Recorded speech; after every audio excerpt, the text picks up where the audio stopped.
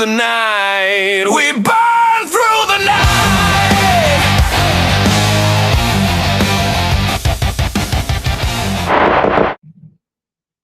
Well, last week, the Thor Doomsday teaser dropped, and it gave us something that we haven't seen in a really long time. And you kind of get the sense that Marvel, or maybe specifically the Russos, well, they're working hard to find that old feeling again. They want to restore the magic, and in order to do that, in order to find a way to bring back the weight, the awe, the sense that something actually matters, there's still one thing that needs to be done, and it's pretty simple. You have to make Thor a god again. Not a joke, not the comic relief, not the punchline of his own mythology, a god. The latest Doomsday teaser, well, that might be the first sign Marvel has pulled its head out of its collective butt. See, it doesn't show Thor quipping, it doesn't show him improvising, it doesn't show him being embarrassed by his own power. It shows him preparing for war, focused, silent, heavy, with purpose. For the first time in years, Thor hasn't been played for laughs. He's being treated like a force.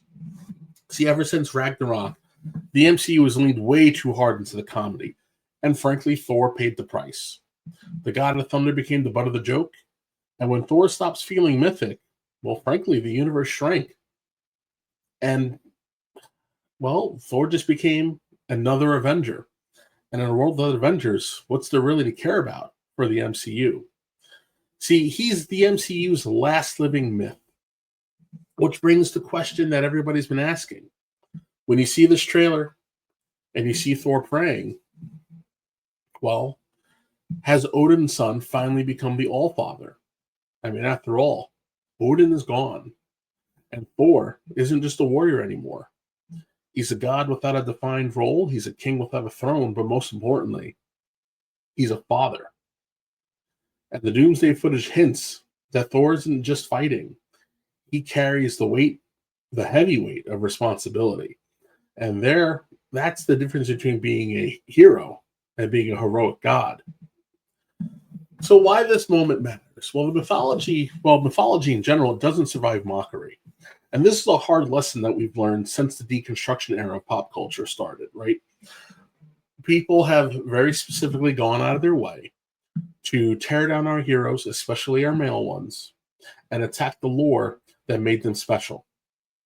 And frankly, years of disrespect has left many an evergreen property drained of its color.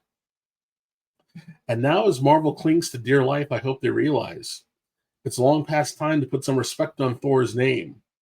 See, gods don't need to be humorless, they need to be revered.